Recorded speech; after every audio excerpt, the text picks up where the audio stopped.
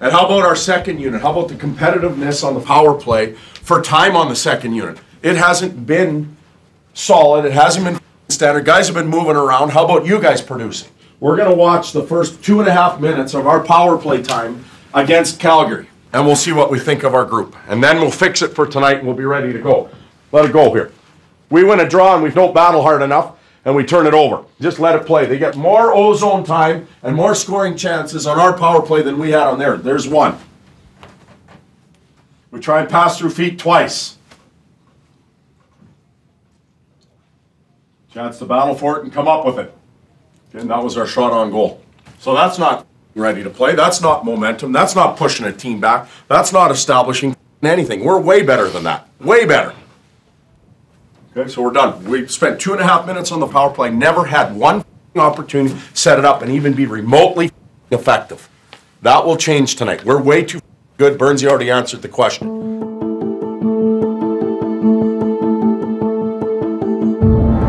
For the San Jose Sharks, questions surrounding the power play are just the latest issue this season that seem to stop the team every time they've appeared poised to take off. Another has been injuries. And tonight against the Calgary Flames, the Sharks will be without two key defensemen, Justin Braun and Marc-Edouard Vlasic. Nonetheless, the pair are among the first onto the ice for morning skate, getting what work they can do in, and hoping their returns come sooner than later. At this point in the season, everyone's getting banged up and we got to find a way to play, but you can tell by their work ethic out there why they are such good defensemen. If injuries are understood to be the product of poor luck, Coach Todd McClellan isn't big on fate anyway. To him, the team has only themselves to blame for their inconsistency. We haven't performed to our abilities and our expectations. I have concerns about our energy level. But we have a foundation, we have a way that we want to play, and everybody knows what that foundation is. We have to go back to it and see if we can establish our game again. We're all in it together, so we're all going to come out of it together. We need everybody just to do what they're capable of doing.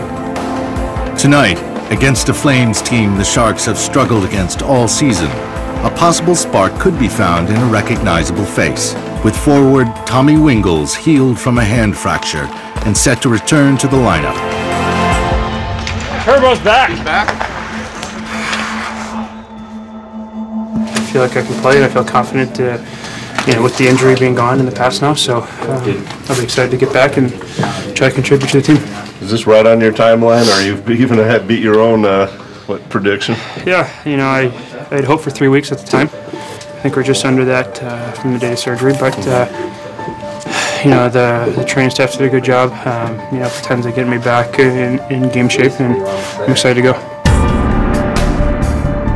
Live from downtown San Jose, the capital of Silicon Valley, it's the Sharks and Calgary Flames. It's the final regular season meeting between these two teams in an all-division clash, and the team separated by a mere 2 points. Well, right now, the Calgary Flames 3-1 against the Sharks, and this is a huge matchup against division rivals. They're looking at playoff seedings, so this is a huge game for the San Jose Sharks. Teams don't like each other. They just played last week in Calgary. Expect a great outing from the Sharks.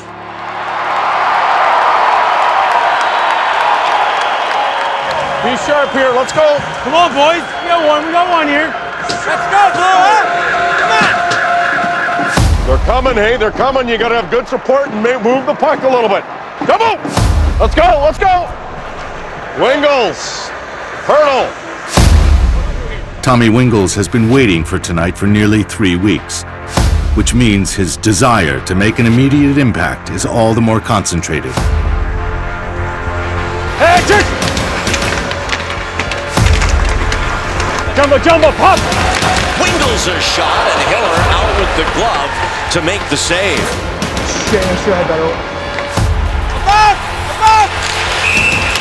And the Sharks will have a power play opportunity here against a Calgary team that is not shorthanded very much. Come on, let's get this, hey?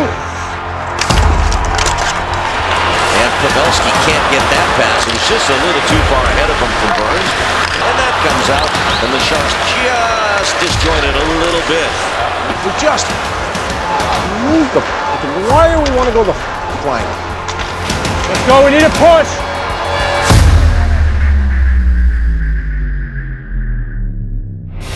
The continuation of the Sharks' power play woes is an early mental blow. And following some more missed chances at full strength, it's the Flames who make the game's first breakthrough. Raymond across the line, with stage it. Raymond shoots and scores!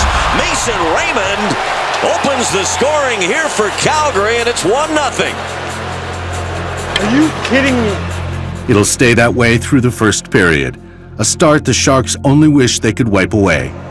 Let's go. Jumbo, come on. Joe, you gotta just slim down. Hey, stay out. You guys are all fired up tonight. Sit down. And then, 8 minutes into the second, the deficit doubles. This one comes off the rebound, and Boma scores 2-0 Calgary.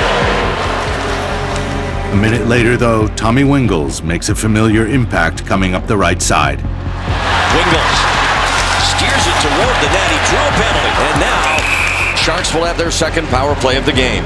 The importance of the power play last game and then in the first period, this is a huge moment in this game right now. Come on, you guys, hold on to the puck. Let's get something done. But the next 2 minutes provide simply more exasperation. Guys, the turnovers. I got it! They seem destined to head in down 2 goals after 40 minutes. But then comes Brent Burns' reminder that every second counts. They score! Brent Burns, and it's 2-1.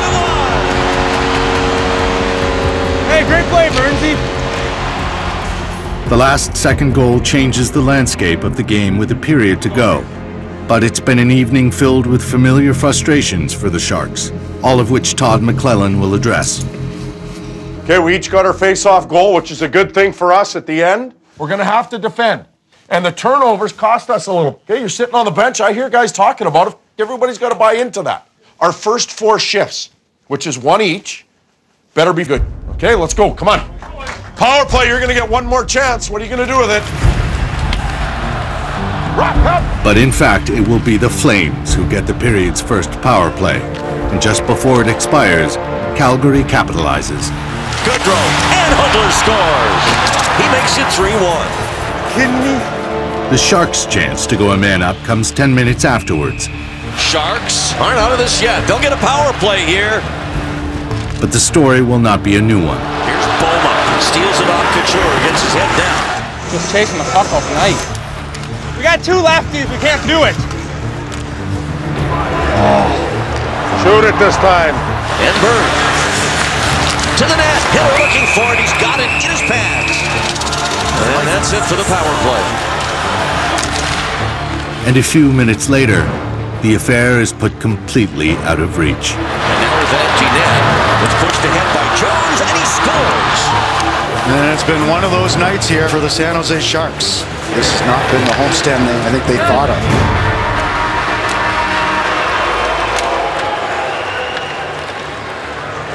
They're all bouncing the other way.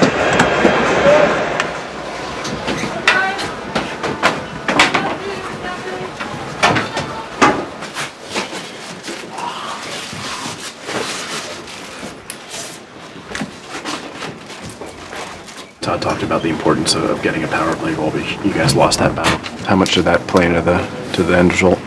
You know, it's always a momentum builder. It's last few years, it's been somewhat of a special teams league. You know, if you win that battle, you're getting points on most nights. So it's not where it needs to be, and so we got to find it. Thursday night, a capacity crowd is expected for the Kings' first game home following their long road trip. The Calgary Flames, one of the clubs LA is chasing for a playoff spot, are in town. And in the dressing room, the team gets a lift from the relentless optimism of a 9-year-old named Grace Bowen, whose own hockey career has been interrupted by a rare cancer. We've been trying for a little while to get her here, and I was just really happy that she was able to make it. When you see her face and what she's gone through, you see there's more important things in life than hockey. With one more boost from Grace, they head out for the latest Legends Night at Staples Center, which means they're wearing the purple and gold uniforms of the original Kings clubs in the late 60s, while honoring a figure who led them in the early 90s, their coach in the glory years of the Gretzky era, Barry Melrose. The one thing I can say to the LA Kings, hopefully the next time in the building, guys, it's in June, and you're kicking some Eastern butt. With their past firmly in mind, it's time to take another step forward in the present. Here we go, Gold, let's go! Let's go, baby, let's go. Physical here, Stoley. In 3 previous matchups this season, the Kings have fallen short against the Flames, making tonight about playoff positioning, yes, but also pride. Kings with it, a shot, score! Right in the middle, coming to the middle was Tyler Toffoli, and the Kings take a 1-0 lead. Tyler Toffoli's opening strike comes quickly. The arena leaps to its feet for another reason less than a minute later. Behind the play, Bob, we've got the action. Bullock against Clifford. Right, Clifford! That's it, Cliff! Come on, baby. Get in there. That's it, Clifford! Get that out, boys, and hang on. Angle one, reload, reload, reload, reload! Slash me again, you little shit. I'll you up. Hey! Hey! Oh, let's go. Dean Durley, set up that next shift, boys. Head away, Reds, head away. Take it back. Early in the second, the Flames get a power play and work patiently on the opportunity to equalize. Brody at the blue line, he shoots and scores. It was tipped in, and the game is tied at 1-1. Come on, boys, 8 points with the puck. Back to work here, boys, back to work. But almost as soon as play resumes, the Flames again move it deep into the zone. Back up the middle, and a save, and a rebound, score again! You're out in front, you're out in front. And Quick is really upset, hollering at the referee that he was interfered with. Jonathan Quick no longer has a stick, so he's not a happy camper. Goaltender's got 2 unsportsmanlike. He just smashed his stick. Put somebody in the box. All right, it's a penalty kill. It's the Kings' 4th penalty of the game, but they kill it off and then work to gradually regain control, an effort that pays off just before the second period horn. Score by the Kings, they threw it in front. Toffoli was there and tipped it in, and the Kings have tied the game. The tie score tells just a fragment of the story. After 2 periods, the Kings have outshot the Flames 30-10. It is a familiar feeling, the sensation of overwhelming an opponent, one they've missed much of the season. Now the next 20 minutes will offer the chance to finish the job and serve notice to their rivals and anyone else watching that the defending champions have awoken. Carter up the middle, King scores! To White, King puts him ahead 3-2. Come on, boys, foot on the pedal, eh? Keep going. Lee, jump! Here's Nolan, left side, shoots, he scores! And the Kings have a 4-2 lead. Tyler Toffoli began the night with a goal. Now, with the Kings surging to finish off their opponents, he gets a golden chance for the hat trick. Chase down now and across the line, moving in, shoots, he scores! Toffoli for the hat trick.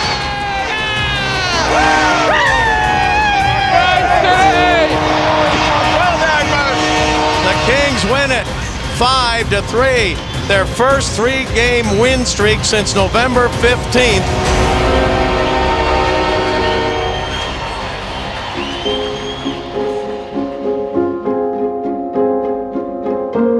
Getting the first hat trick of the year for you guys. Yeah, no, it was exciting, and you know, it's a personal accomplishment. But this time of the year, it's huge to get wins, and you know, it's your 3rd straight, and we got to keep rolling. The 3 straight wins have moved them to within 3 points of a playoff spot, an encouraging sign of all that's still possible, even if they know that for now they're on the outside looking in.